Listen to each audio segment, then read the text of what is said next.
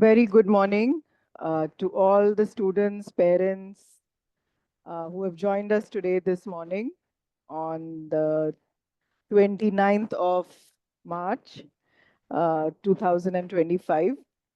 I'm Dr. Girija Mahale and I head the Symbiosis Center for Emotional Wellbeing and also the program in charge for the Behavioral Health Sciences program. So welcome to today's webinar on faculty interaction for the Behavioral Health Science program. I once again welcome you to this platform.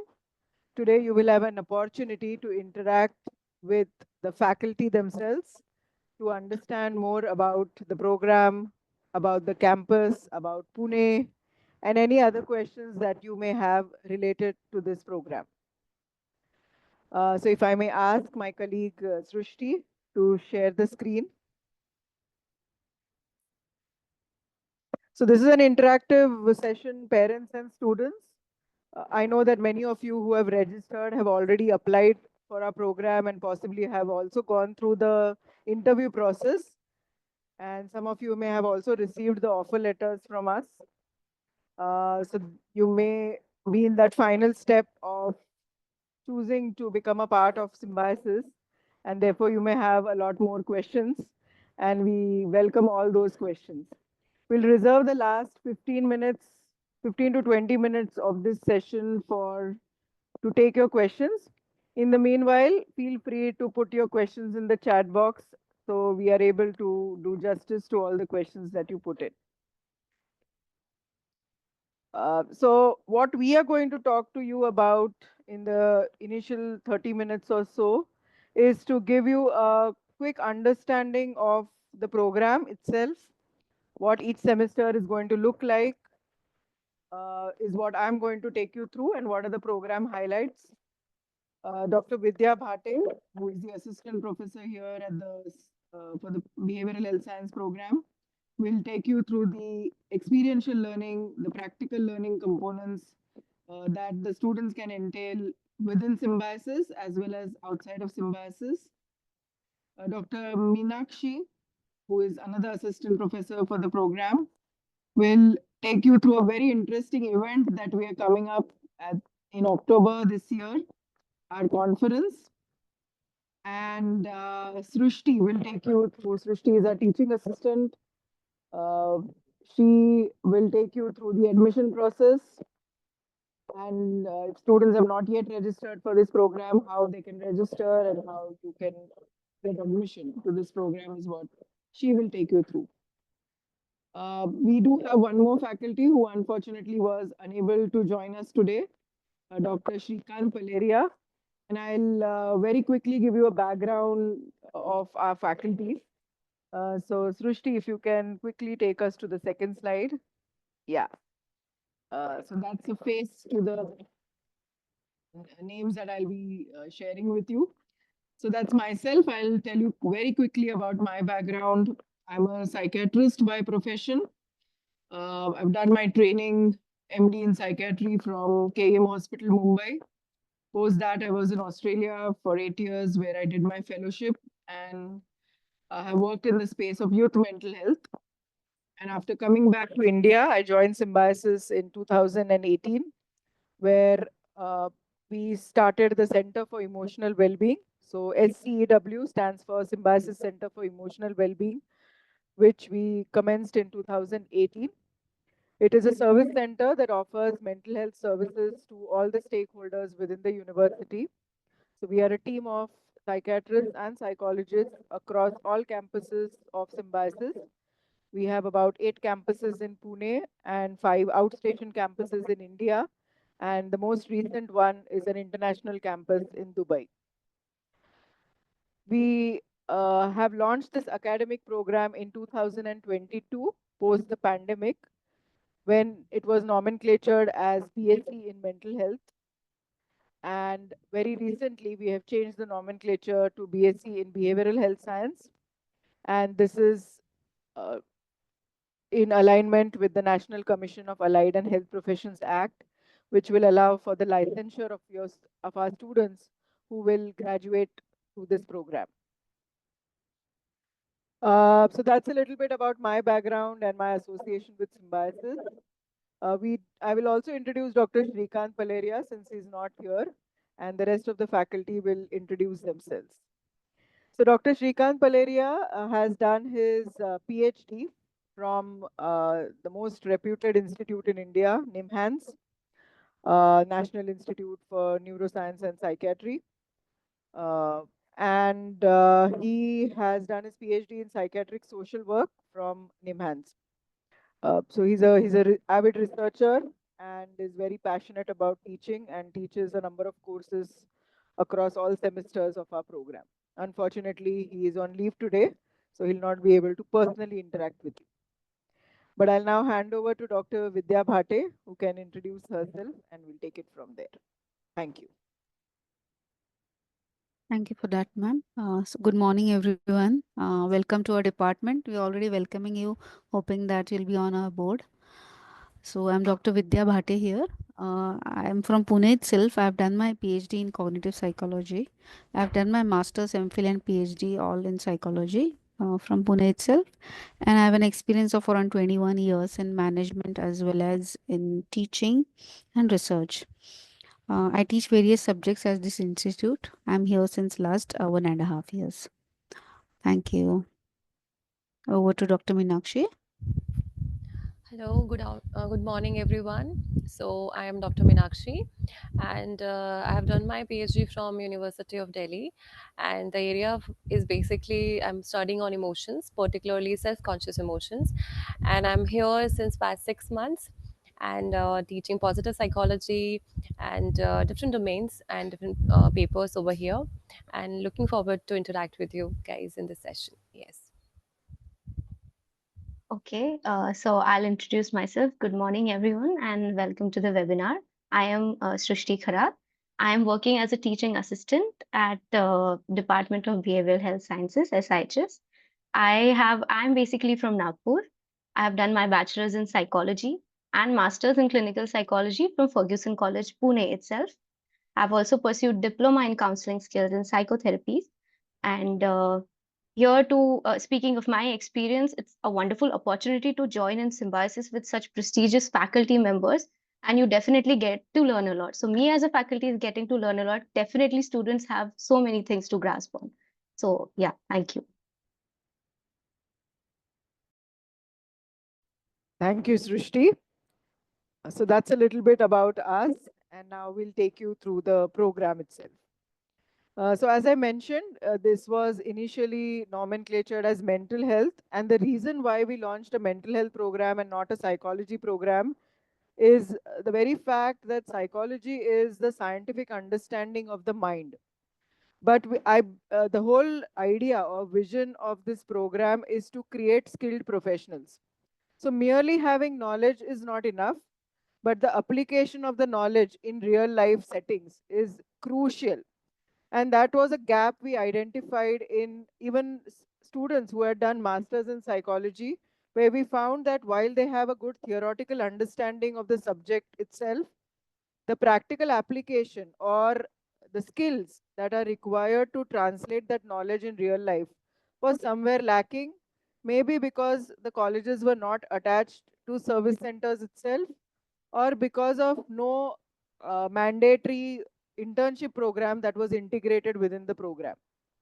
These gap was very well understood and incorporated within our program, and therefore we deliberately decided to nomenclature this program as a BSc in mental health. However, with the National Commission of Allied Health Professions Act being passed in 2021, and with its guidelines coming forth in the years thereafter, it was clearly mentioned in their annexure that behavioral health be the preferred term to mental health. And that's the reason we thought that let there not be any discrepancy in the name that administrators see when they're licensing professionals, and let the name match with what is being mentioned in the act itself.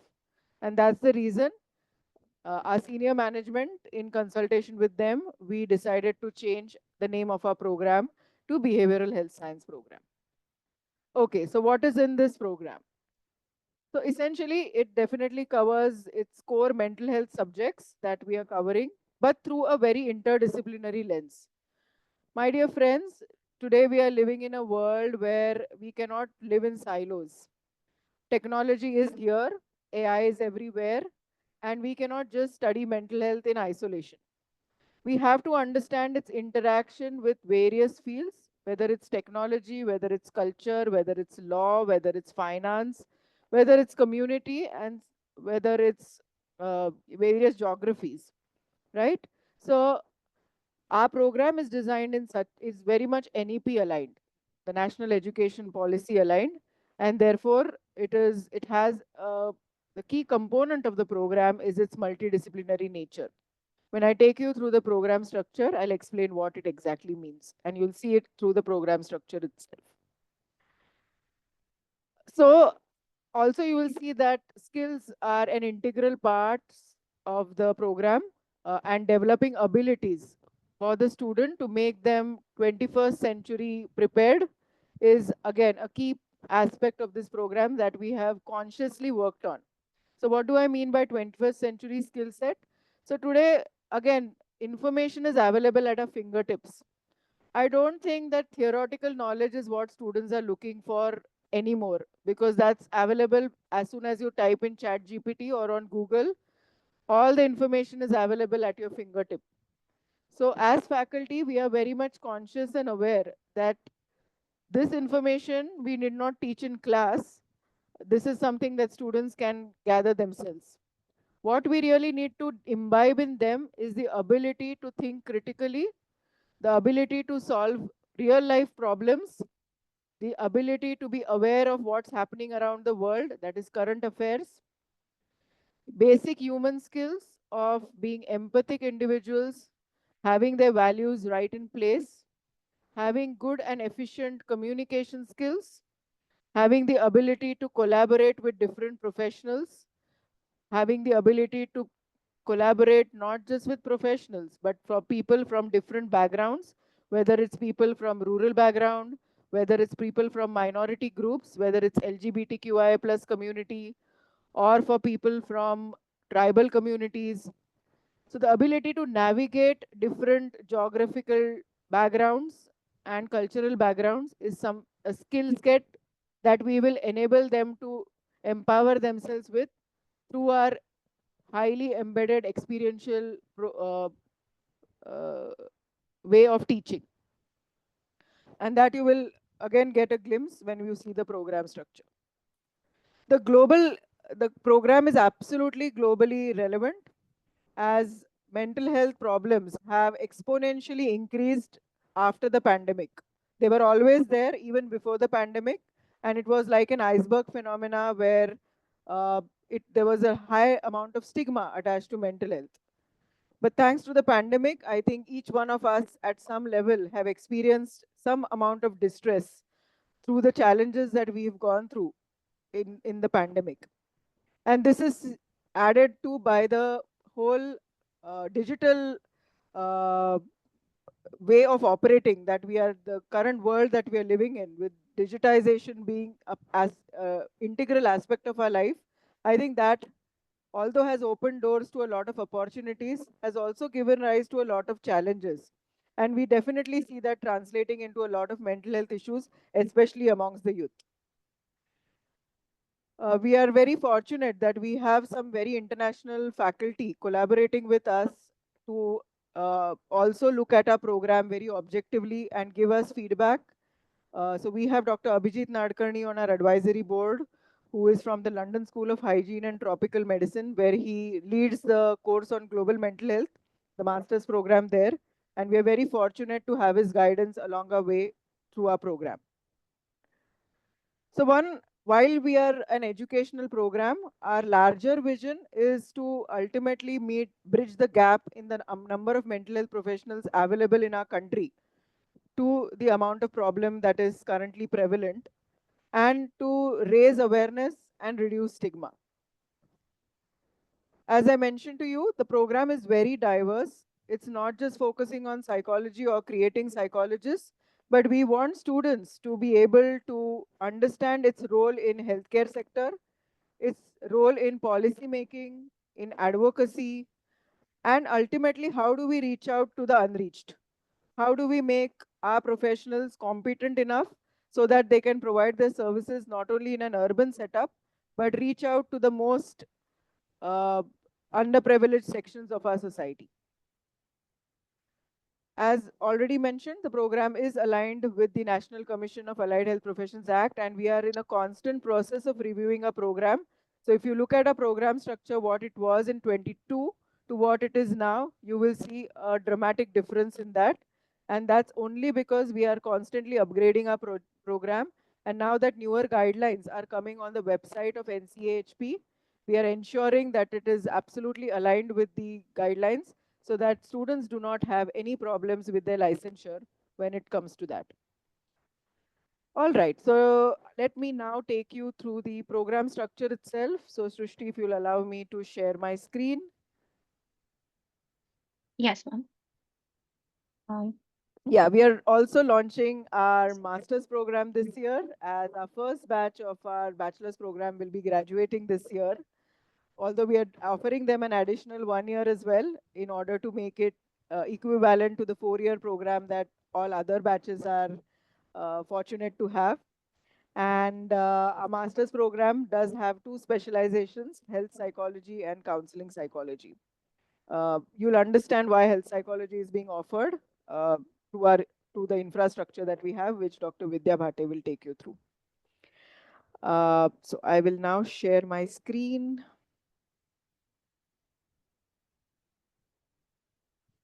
Okay, hopefully my screen is visible. Yeah. Okay.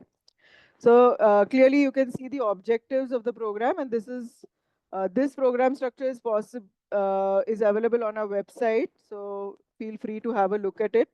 So why I'm showing you the program objectives is all the courses that we have designed are absolutely aligned with the program outcomes and the objectives that we have mentioned here. So whatever the students study, the outcome or the objectives of that will align with whatever are the program objectives, right? So they'll understand the basic concepts. They will be able to identify psychopathology, that is, identify signs and symptoms of the major mental illnesses as well as various other signs and symptoms of mental distress. They'll be able to comprehensively assess individuals whether they have problems or not. So they will be very competent in taking histories and doing mental status examination. They will be made aware of various treatment modalities, including medications. Of course, they will not be in a position to diagnose or treat them with medications, but that will be definitely taught to them. They will understand the whole spectrum of mental health, right from positive mental health to mental illnesses, and they will be able to understand the principles of rehabilitation and recovery. They'll be able to absolutely handle crisis in the community, and we have courses in emergency mental health that align with this objective.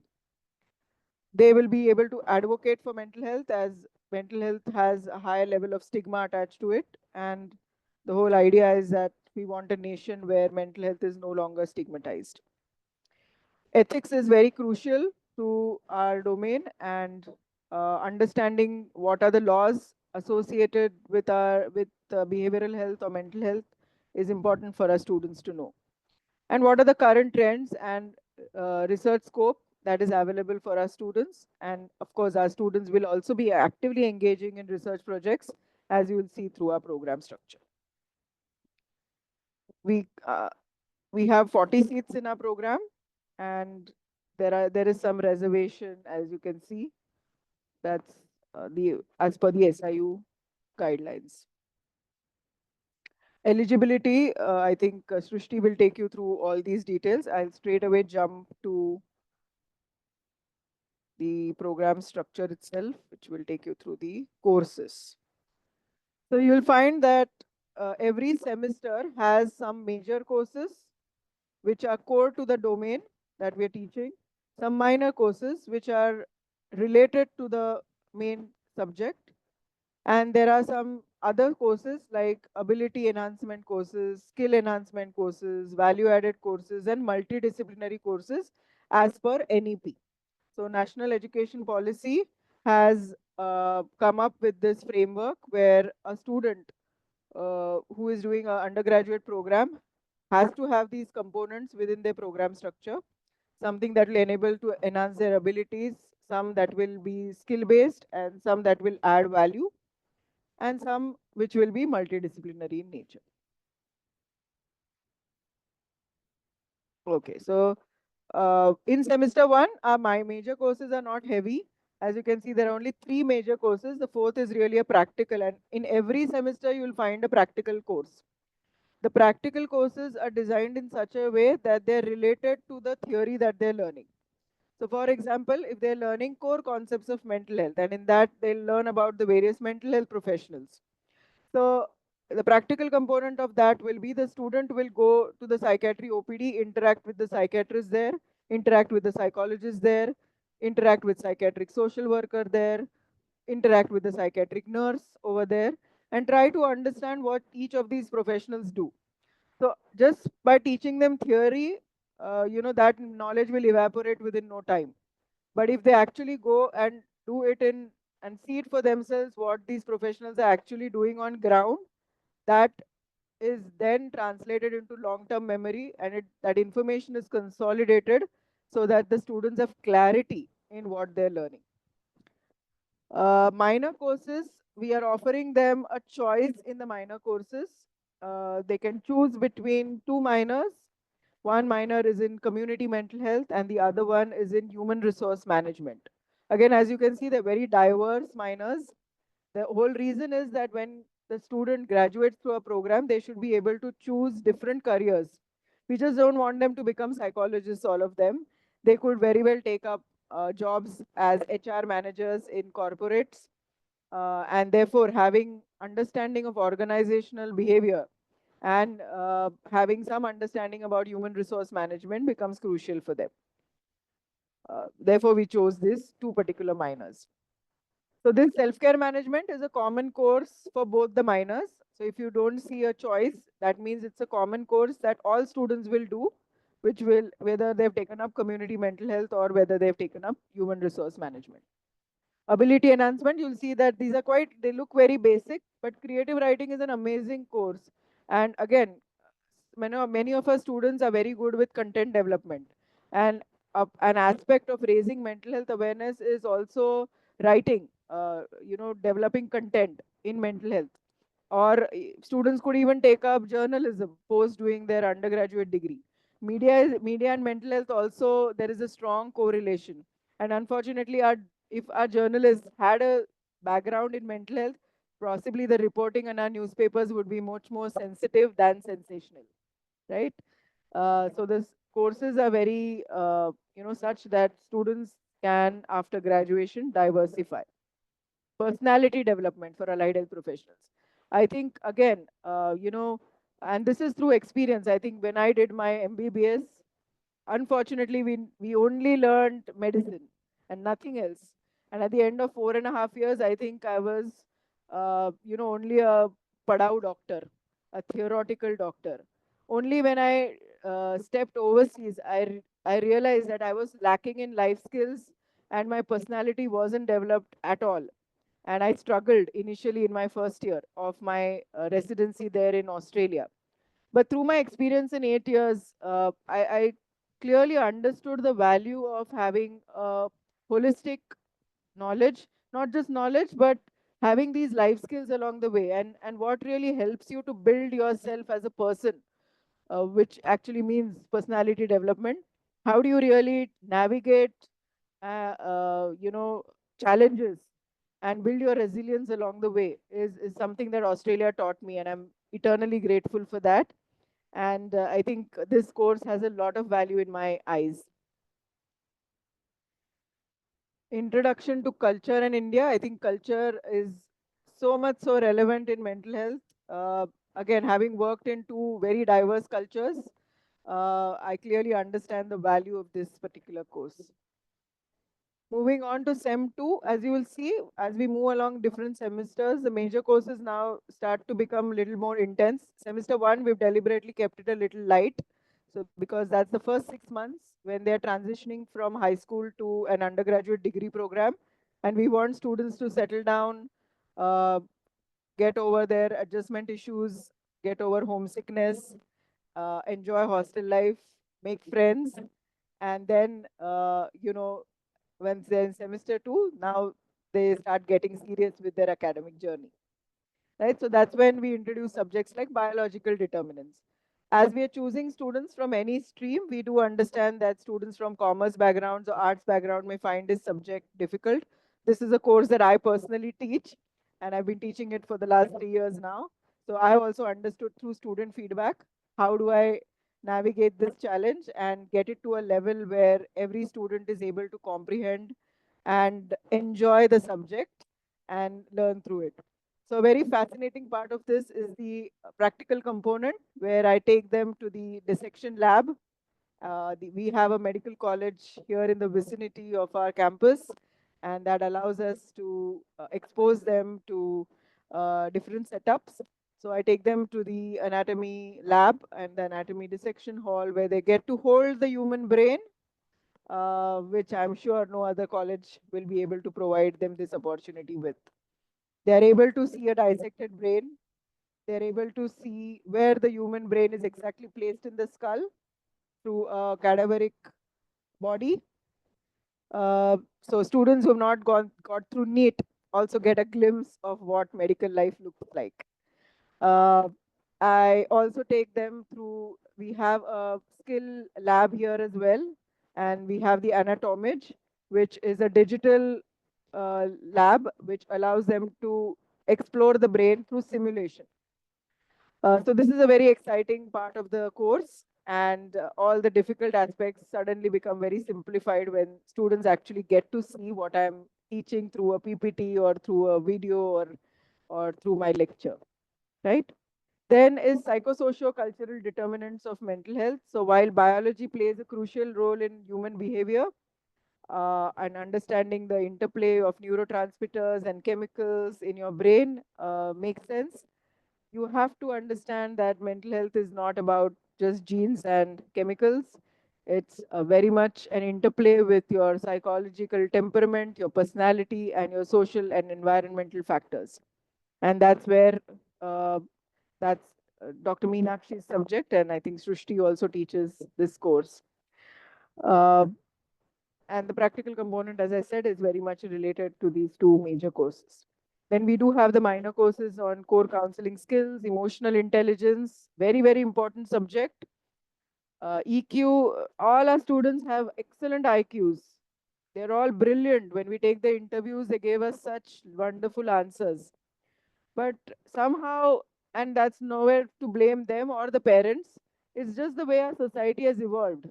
We have evolved in a digital, we're constantly evolving. Globalization has brought about enormous changes and challenges, and that has somehow led to deficits in the way humans interact with each other.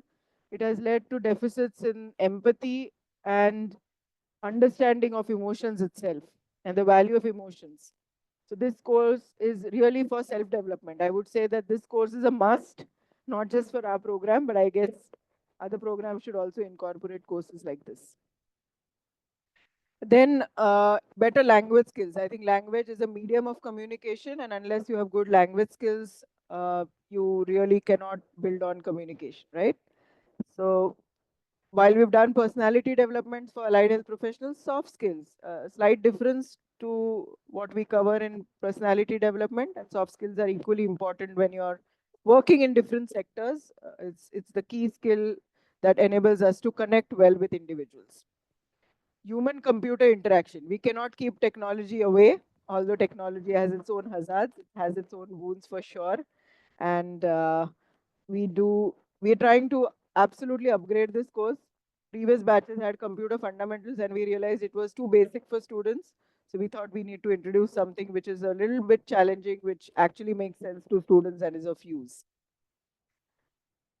Uh, this is where multidisciplinary courses come into the picture, and I'll take you through which multidisciplinary courses are offered to our students. But they do 3 multidisciplinary courses. The students are given a choice which course they need to choose. These courses are run on Saturdays, and majority of the courses are offered in an online mode. There are some courses which are run in a hybrid mode, and some courses that are offline. But this is a choice that students make in semester one itself and deliberately kept again from semester two onwards so that students are now well aware of what the structure and they're accustomed to the academic program by now. Now they go to semester three and now they start learning a little bit higher level subjects. So cognitive psychology is Dr. Vidya Bhatte's forte and she teaches it really well. We've been receiving very good feedback from students about how she teaches and one another facet about her personality, which she will not speak about, but I will speak, is she's very organized, disciplined. So she ensures that a course starts on time, ends on time, assignments are given on time. So students are very happy with her always.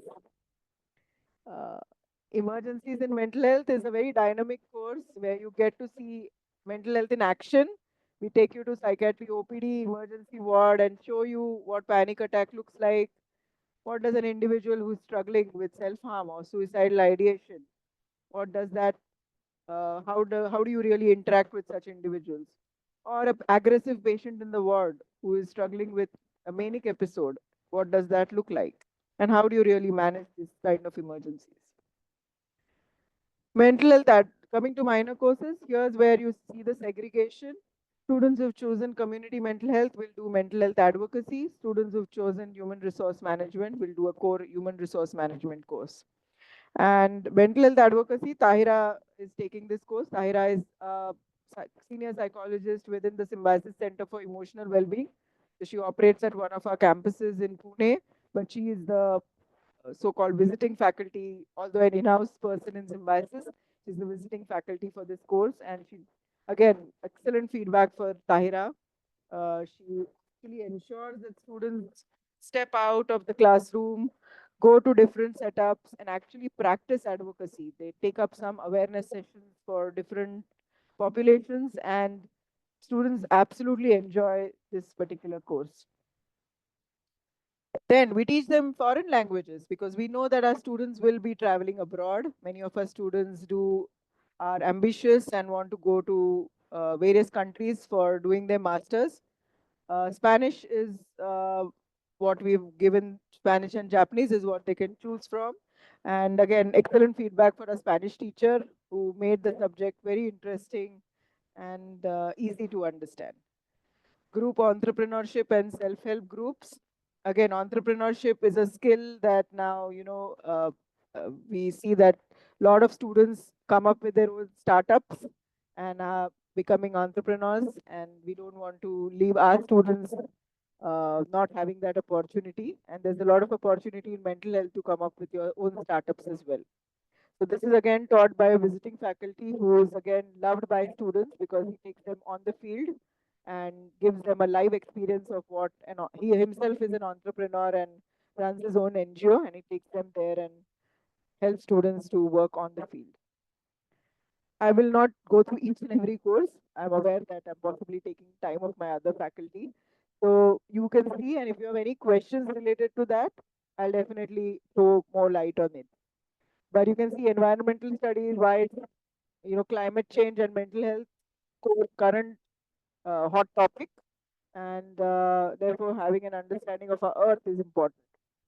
Our universities, health promoting universities, so health is given prime importance in our university, whether it's students, staff, or faculty. We have a wellness checkup every year. Not only that, we ensure that students are educated about health, and this is a comprehensive health module which not only talks about mental health, talks about physical health, the importance of physical fitness, exercise, diet. All these components are covered through this health and wellness module. Coming to semester, this topic, history taking in mental health, now comes to the practical courses. So how do you actually go about assessing an individual? Substance and behavioral addictions, again, a sub course that I am teaching, uh, very, very relevant to the program that students will be studying. Service learning, this is again a very USP of our Symbiosis University. And this is coming from our founder, Dr. S.B. Muzumdar, who's very passionate about education in general, but also believes that students today need to have a have gratitude in mind. They need to be able to give back to the community. And service learning has been introduced with that very idea in mind. So here students take work with different NGOs or work in the rural communities. So I'm happy to share that Symbiosis has adopted 35 villages in the vicinity of Lavade, and we have our department called Symbiosis Community Outreach Program and Extension, with which we collaborate for the service learning course, and students get an opportunity to actually work in diverse sections, and it's a very, very fulfilling and satisfying experience. Our students have shared some amazing experiences, and it's a transformative course. That's how I would like to define it. Students, what they were prior to this course and what they become after this, we as faculty objectively see a difference in our students. It really grounds them, it really does a reality check for them that the world that they've come from, which is a privileged world, the world is not the same everywhere, and that India has a large rural population, and that majority of our population is actually struggling for even basic needs. Minor courses in global mental health. This is also partly taught by our international faculty, Dr. Abhijit Nadkarni, and for HRD, we do have a very good visiting faculty that comes to teach this course. Then we teach them a different foreign language, French and German. We know that many of our students do go to Germany and Europe, so therefore chosen these two particular languages. This is a continuation of the health and wellness module. As we move from semester 5, you will see a lot of specialization courses that will start coming in. So child and adolescent mental health or geriatric mental health. So dealing with two extremes of lifespan, whether it's child or whether it's old age, and what are the challenges that people encounter during these extremes of age, and how does it translate into mental health issues. Psychopathology 1, where we'll be covering the major mental illnesses, whether it's depression, anxiety, schizophrenia. Developmental psychology, understanding the various developmental milestones and theories in psychology that are very core to our program. This is a very interesting course, Yoga and Mental Health. As we all know, PM Modi ji is himself promoting yoga. Yoga is our own indigenous therapy, and it's a very upcoming field. I don't know if there are many online sessions nowadays conducted even by IIT professionals in yoga, and how it's benefiting thousands of people across India as well as the world. And this is a very interesting course that students can avail. Vasudhaiva Kutumbakam, that's the vision mission of Symbiosis. It means world is one family. Again, enabling students to become global citizens and empowering them with the cultural competencies as well. This is in semester 6, they get introduced to research. This is again a customized course for our students who understand what research can be done in behavioral sciences. So the course is such designed that students will start loving research rather than being aversive to it. I remember during my MD, we were supposed to do a research thesis, and I was absolutely aversive because it felt like a compulsion. Nobody really taught us anything, and it felt like we were jumping into the sea without knowing swimming. Uh, but today I realize if I had such courses, I would have possibly become a researcher than a service person. Uh, but I'm glad that at least this opportunity is being made available to our students. Assessment of mental health, very practical course. This is where now they start getting exposed to the specializations in psychology, introduction to health psychology, introduction to counseling psychology, emerging trends in mental health. And flexi credit means we choose a course from the liberal arts program, and again, which makes sense to our current program, right? Semester 7, they further advance their knowledge in research. They understand statistics, and by now they've understood psychopathology. So now they will understand how to manage these individuals in the community, and they will understand the principles of recovery and rehab, and what are the various ways in which you can intervene in individuals.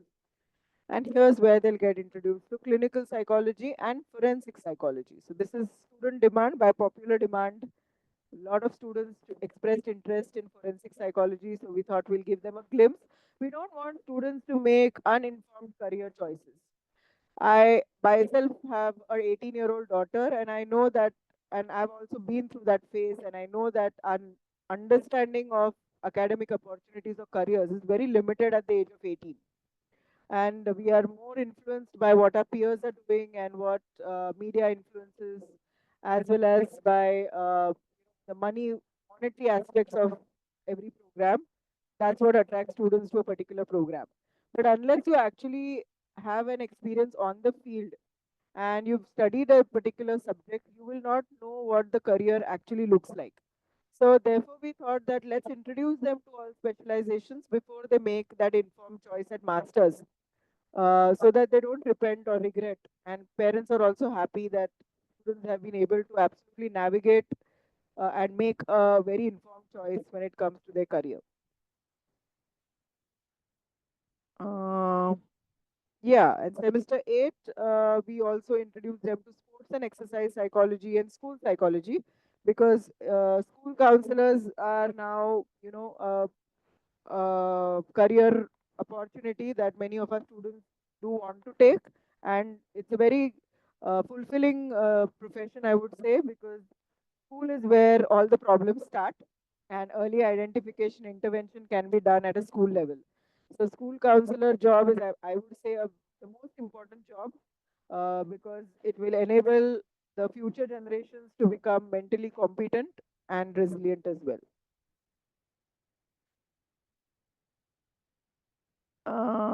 And then, so in semester 8, students who are doing academically really well get the opportunity of choosing honors with research. The only difference in that is they have a research project which is of 12 credits, as opposed to BSc with honors only, who do a research project of 6 credits. So research is given more importance, or research is their prime area where they work, for students who are doing honors with research, as opposed to students doing just honors.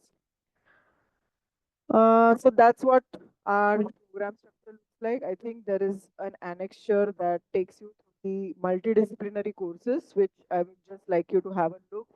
That will give you a sort of the diverse courses that we're offering. And that's the beauty of Symbiosis again, that we have 8 faculties in our university: Faculty of Humanities and Social Sciences, Faculty of Computer Science, Management, Health and Medical Sciences. We have engineering, and we have law, architecture and design. So all these, media and communication. So because we are a multidisciplinary university itself, all these courses are from our in-house faculty itself, from our different campuses, from different programs. Therefore, these courses are mainly online on Saturdays.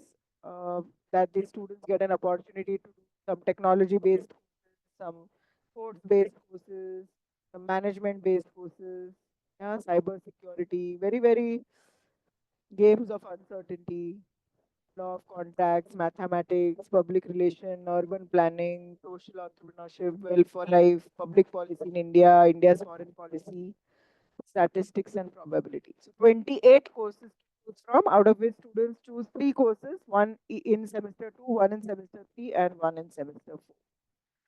So that's about from me. I'm sure you may have questions related to this. Happy to answer all of them at the end of the webinar. Thank you very much for your patient listening. I'll hand over to Dr. Vidya.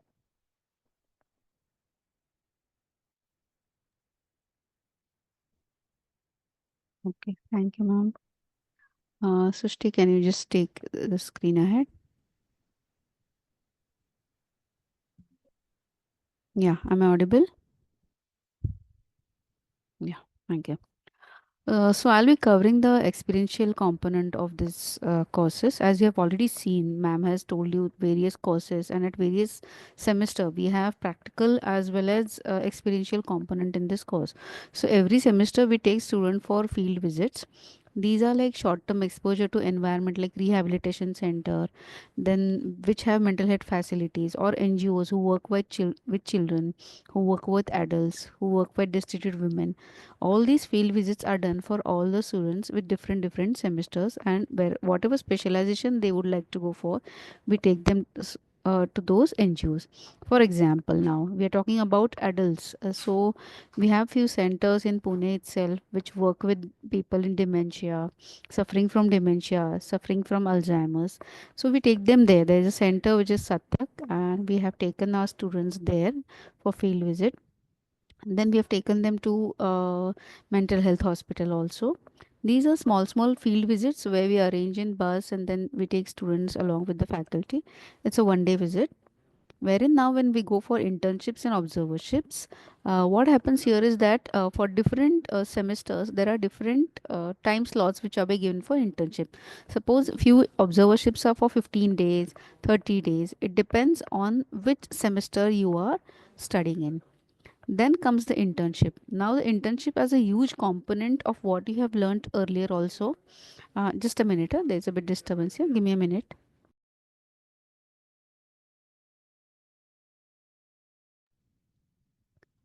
So I was talking about the internships. So these internships are basically around 1 month to 3 months. So people or the students who are now in semester 6, they have a 3 months internship.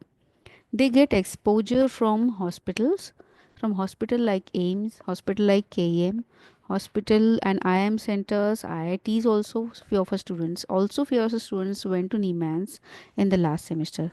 So what exposure they get on the field is totally different. You can't even understand.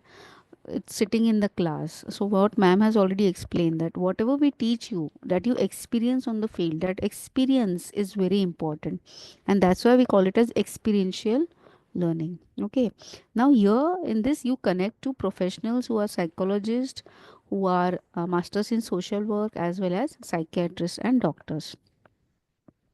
As we have seen that Symbiosis as a huge hospital setting, here we have a 900 bed hospital, and we send our students again of different semester depending on the specialization to the hospital for field visits. Here they interview the patients, they take case histories, they understand what is the treatment, what plan can be taken ahead. They consult with the doctor, although they are not supposed to give treatment plans, but they understand that how the treatment plans are being given. They interact with doctors, nurses, and social workers. And then they make their own reports and then they submit to us. Now, this is very important, and this is a very important aspect of our course also, where a huge hospital setting the students get. A 900 bed hospital is a huge hospital with multiple specializations like psychiatry, pulmonary diseases, then cancer center is there, image center is there. Okay, all these centers, research centers are also a part of this university, where we give exposure to our students to go and do research or learn from that. So that is a huge part of our course itself, and that's how we call it as a holistic development of students. Yeah. So that's it from my side. Handing it ahead to Srishti. Is that you? Yeah. Yes, ma'am.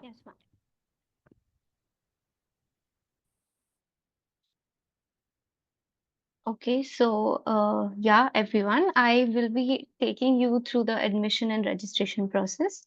So as we've already seen that we have our BSc program, BSc in Behavioral Health Sciences, honors with research. It's a 4 years program, but we also provide a 3 year exit.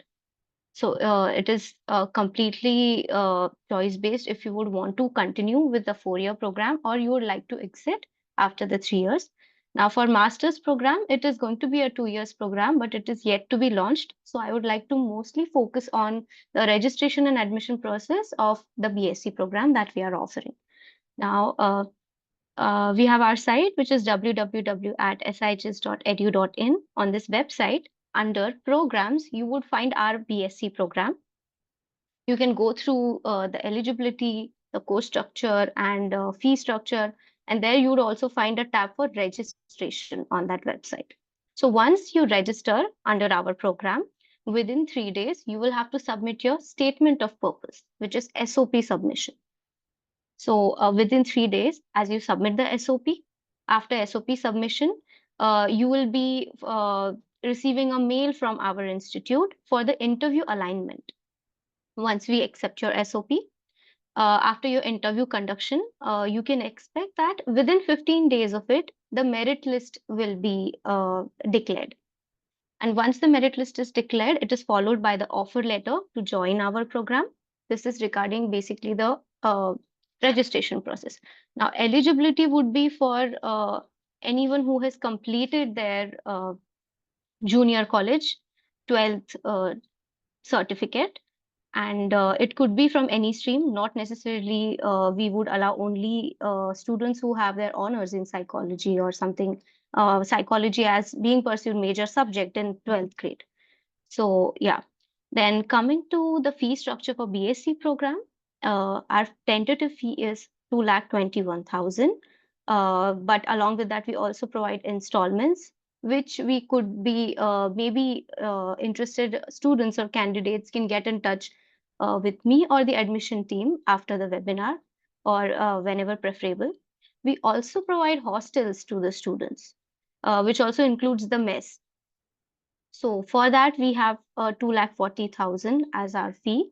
To little bit shed light over the hostels, we have three seaters, wherein three seaters, there would be three girls for each bed, and we also provide a dorm. So in dorm, 6 to 8 students can stay. So these two facilities are given, and yes, we also include the mess. So that is all about a tentative and a brief information about admission and registration process. But I'd also like to take this opportunity to talk about some programs or some initiatives that we have started. So one of the initiative is our mentor-mentee program. So this program is basically to have a good professional connect of a student with the faculty member. So since we have 5 faculties here, each student will be allotted to one of the faculty members, and that faculty member will be your mentor.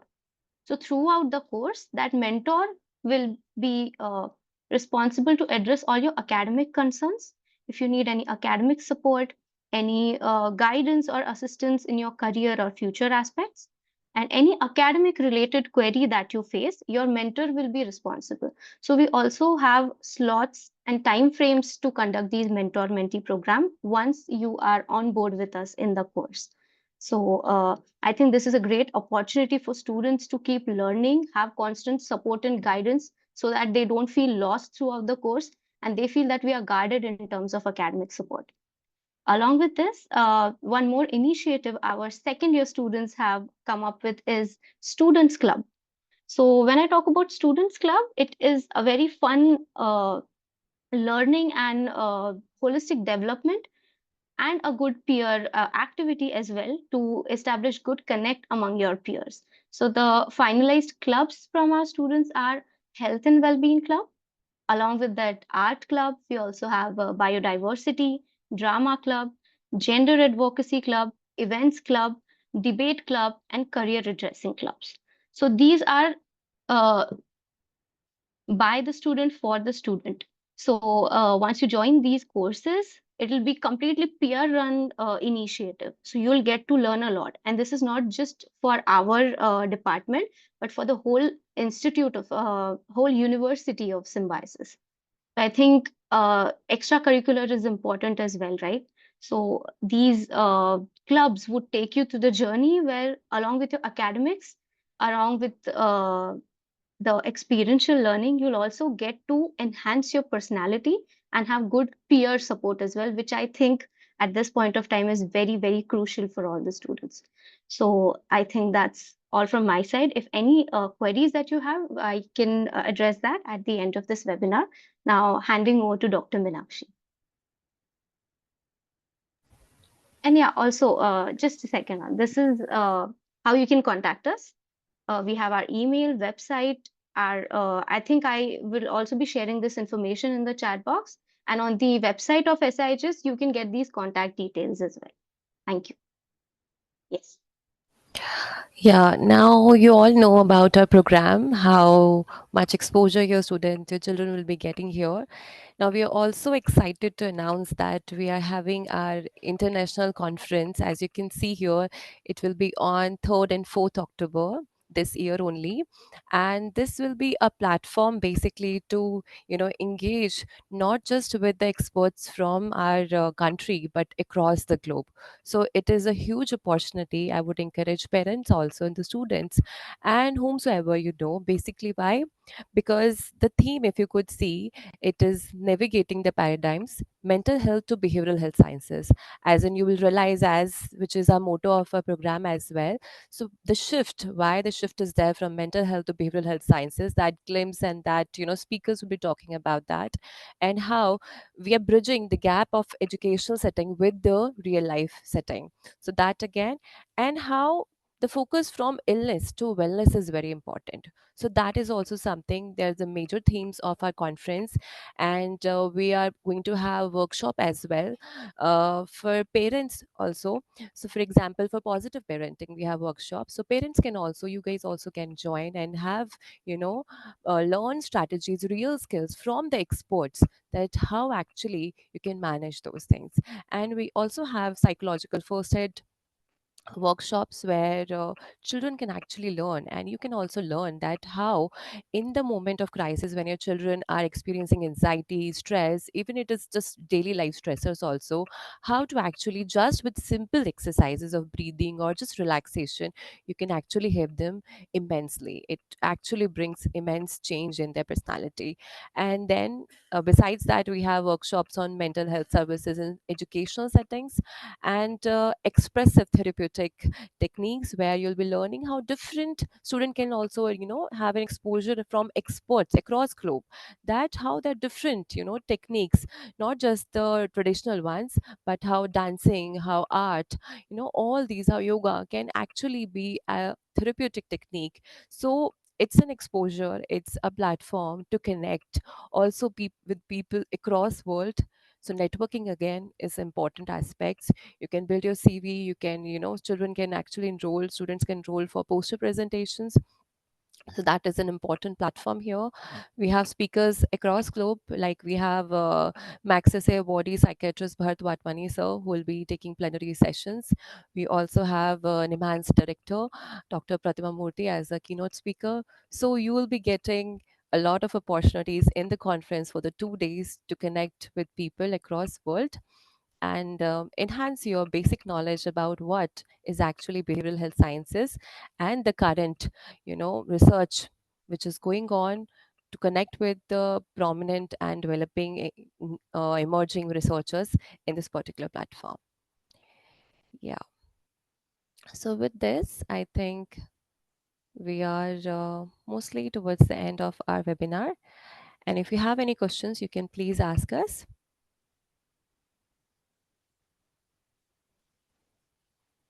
Hello. Yes, sir. I just wanted Yes. to know whether the fee structure is for 1 year or for the entire course. So the fee structure is for a year. For a year, as well as the hotel expenses also. Yes, for the hostel fees as well, sir. Okay, thank you. Yeah.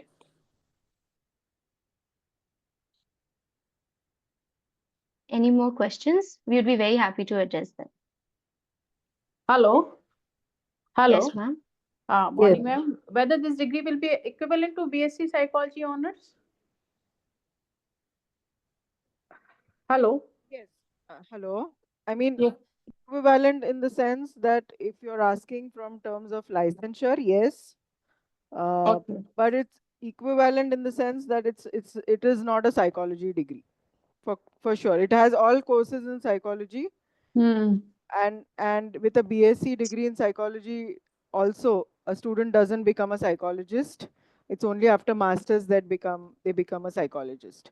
So both programs, if I were to answer your question, both programs will enable them to take their journey towards becoming a psychologist, but they're exactly not equivalent, because ours is a more diverse program than a purely psychology program. Whether they will be they can become a licensed clinical psychologist or from this degree in future. So, so as you can see that RCI is still coming up with, uh, their programs. RCI is the current body that licenses clinical psychologists in our country, the Rehab Council of India. Yeah, I know And that. the current guidelines are such that up till last year, it was after doing masters in clinical psychology, they had to do MPhil in clinical psychology from a RCI registered institute. Mm. Now they've come up with DPsych, degree in clinical psychology, uh, as well as what their master's program. You'll have to check the eligibility in RCI. What does RCI say for master's program? This is what I wanted to ask, whether these kids will be eligible for MSci or DSci as a I post think so, because afterwards. as you can see, what the current understanding is that anybody who's done bachelor's in psychology is eligible to do their master's program. Anybody who's done a 4 year psychology program. Yes. So since our students are covering all the courses, and usually what they do is everything has an entrance exam. So usually they go by an entrance test, and there is no reason why our students shouldn't be eligible. Okay. Since this is thing is in it's still evolving. Yeah, Uh, 2 years old on only. ground, Yeah, yeah, yeah. on ground we don't know exactly what's going to happen. Okay, But we ma'am. are very hopeful, and we don't see a reason why our students should become eligible, because as you can see, our program is very comprehensive. Actually, the program is exactly what my daughter needs. But the thing is, ki how she can move further, whether she can will be able to do MSci or not. These are the concerns for us. But still, you people are not clear na, about the RCI guidelines for these things. MSci they have to give a entrance examination. Probably they will be eligible from your side. What? Absolutely. So as I said, if there's an entrance test, then it solves the problem there, because uh, our students will have all the knowledge base in psychology for them to be able to appear for that exam. Yes. Thank you. Yeah. Do Yes, you have April. any plan for MSI in future? Sorry. Do you have any plan for introducing MSI course in your institute? So we've launched the masters in behavioral health science this year. Uh, Yeah. we're commencing that program in August.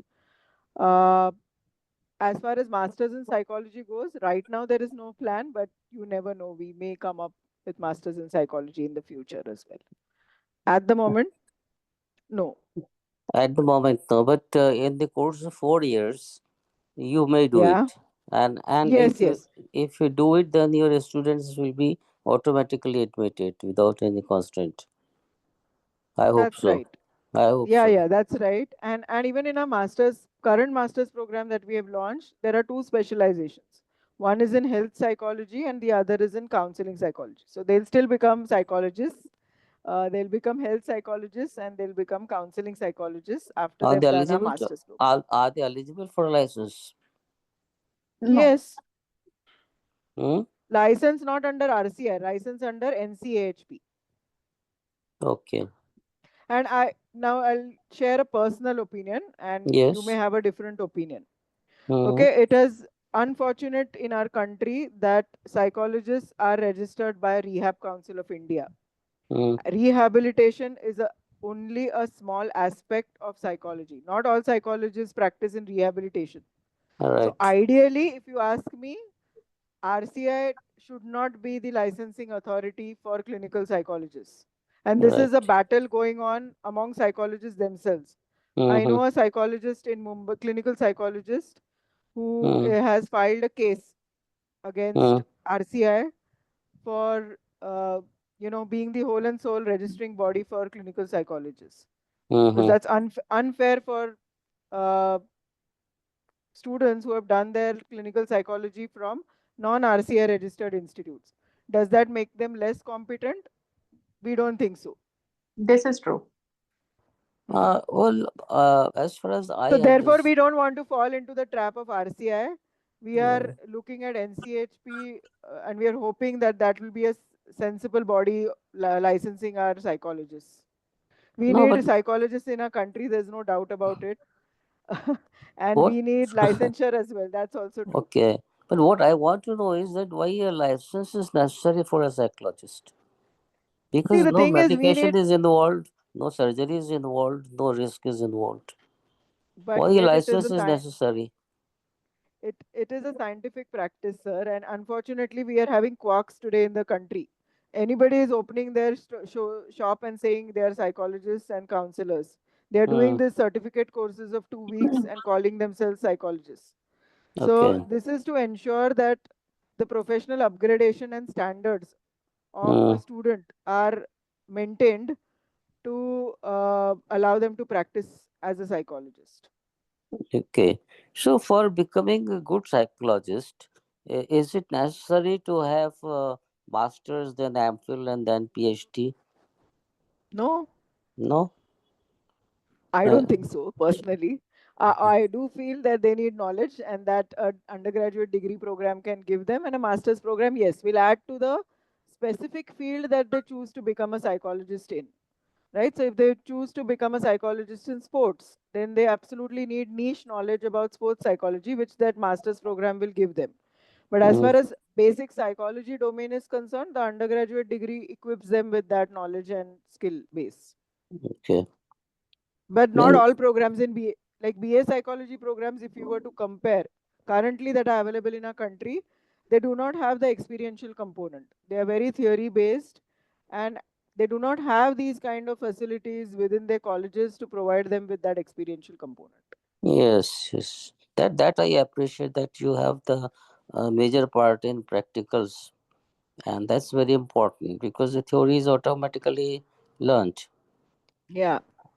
So that's a very good part on it. And what is the process of this admission? The interview Okay. is taken. The interview is taken. Then what next? Huh.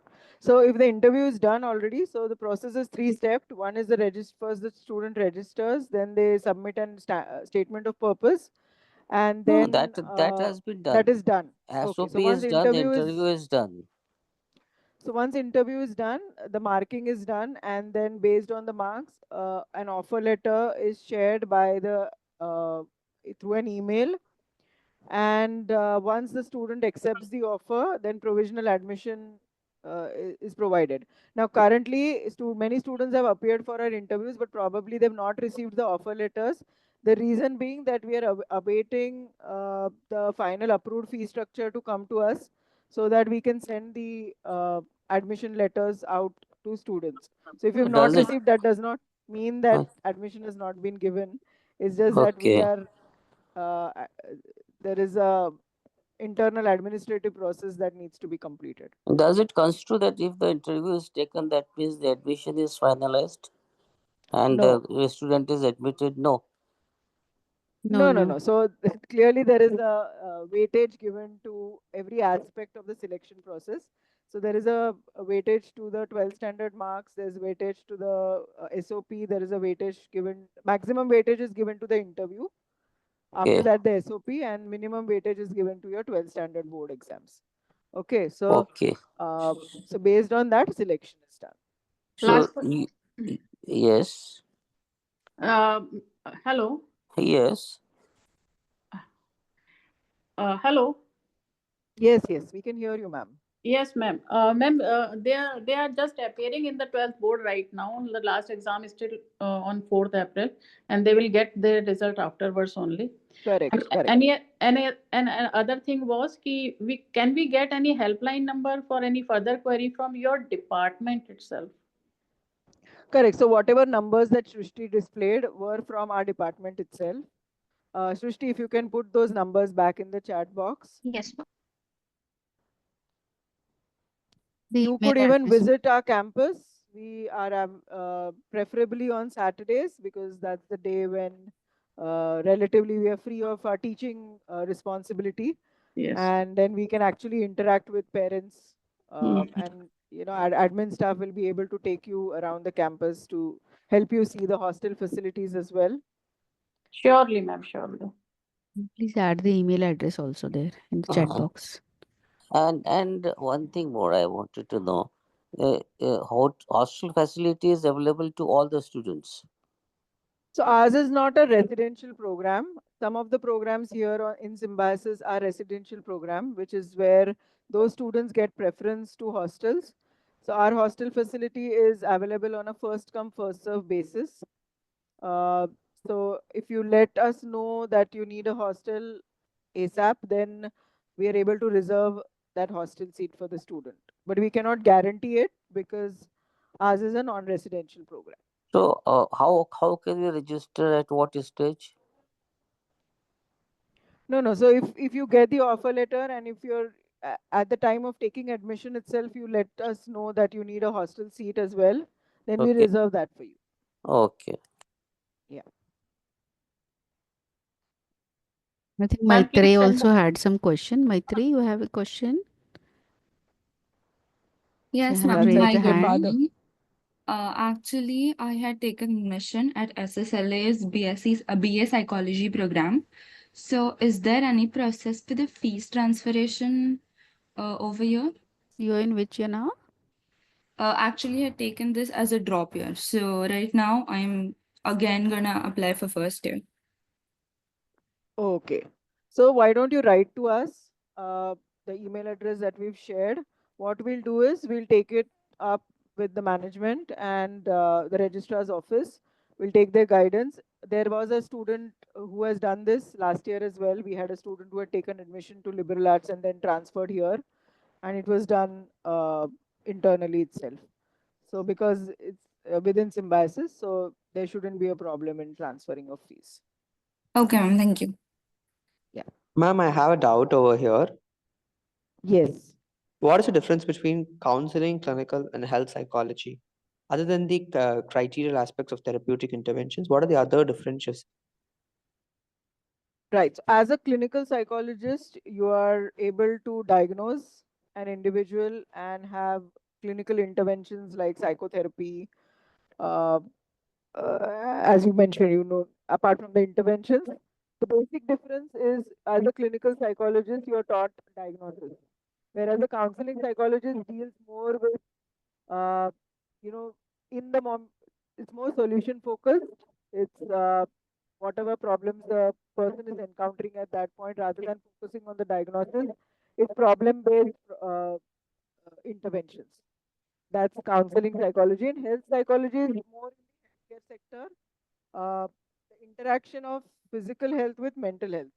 So mental health issues arising in people with physical health issues, or people with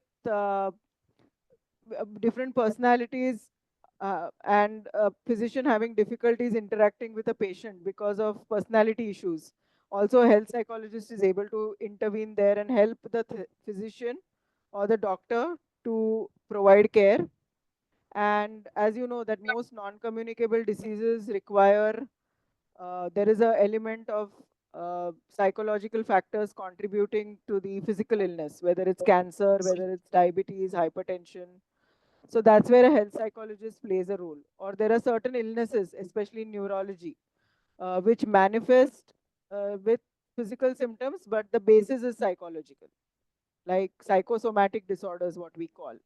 That is where health psychologist comes into the picture. Or people with heart disease, heart attack, post that also they require counseling. Yes, Any ma'am, I actually can any major understand. event. Yeah, thank you. And ma'am, like for example, uh, after getting into symbiosis, do we have the experience of witnessing certain therapeutic approaches given to clients, and do we learn something out of it? Like, Of I'm not course. saying just practically just in the theoretical aspect, but also in person, either with a physician or with a practicing psychologist or a medical practitioner. Is there any possibility to do that? Yes, there is, my dear, a lot of possibility of doing this, because, as I said, we have in-house service Bluetooth center. I'm कैसे of कर heading सकते that हो तुम? center. So Bluetooth the of कर सकते symbiosis हो? center. आवाज नहीं आ रही. Sorry, I think I can hear some parent in the background. Yeah. So we have in-house service center, the Center for Emotional Wellbeing, where you can intern, and there you will be actually seeing the psychologist. You'll be so currently a semester 6 student, for example, is doing internship with our Center for Emotional Wellbeing, and a student is actually sitting with the psychologist, observing sessions, and learning therapeutic interventions through the psychologist. Not just within Symbiosis, but we have partnered with other institutes outside as well within Pune, and students get to do their internships. So, one internship is a lengthy one where you actually go and work with a psychiatrist or you work with a psychologist and actually get to see how sessions are conducted or therapies are conducted, if I've answered your question. Yes, ma'am. Not just that, we also have a child learning development center, which is again a part of our Symbiosis Center for Emotional Wellbeing, which caters to children from 3 to 15. And that's where you also get a glimpse of child psychology, where you get to see how children with neurodevelopmental disorders are assessed, children with ADHD, autism, LD, learning disability, they are all assessed, and what interventions are required. We have a play therapy room there, we have an occupational therapy room there. So a lot of exposure is given.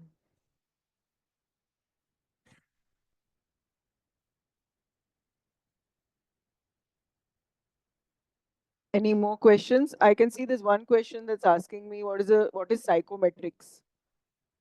So psychometrics is nothing but objective tests done by a psychologist to either on various aspects. It could be personality tests, it could be assessing IQ, it could be for assessment of psychopathology, it could be for assessing aptitude. Uh, so multiple domains of uh, your intellect, cognition, and personality can be assessed using tests, objective, validated, and reliable tests, and that is what you mean by psychometrics. So where you're measuring or quantifying or descriptive tests that help us to understand what's going on inside a person's mind. That's psychometrics. I think that was asked by Kinjal. I hope I've answered your question, Kinjal. I think she has left. Okay. Some students have left. Yeah. Any further questions, students?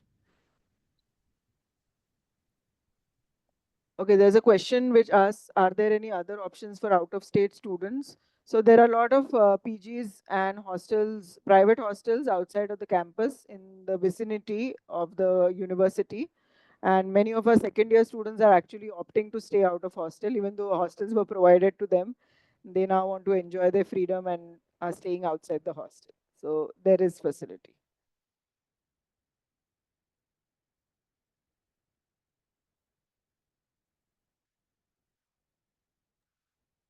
Um, All right. okay. Yeah. Yeah. I think then maybe if there are further queries to be addressed, feel free to write to us. I've already provided the contact details. And I think with this, we would like to come to the end of this webinar provided. I'd like everyone to switch on their cameras. We can quickly have a picture as a memory of this webinar. Yeah. Can I please request everyone to put their cameras on?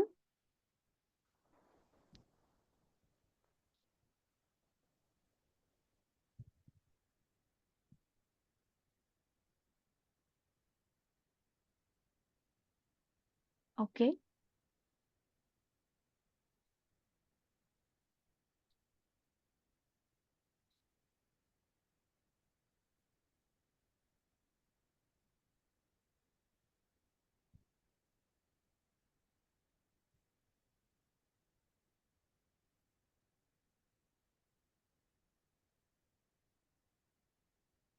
Okay. Thank you so much, everyone. And I would like to take this opportunity now to thank everyone to be patient with us, to have us in this webinar. And I am very sure that everyone must have gotten great insights into the department, courses offered, admission processes, our very own international conference that is upcoming. And we are more than happy to have everyone in this webinar. Thank you so much once again. Feel free to write us. Yeah, thank you. Thank you. And if you decide to join us, great. We look forward to seeing you on our campus. But even if you don't decide to join us, I wish you all the very best for your future life. Thank you very much. Thank you, everyone. Bye bye. Yeah.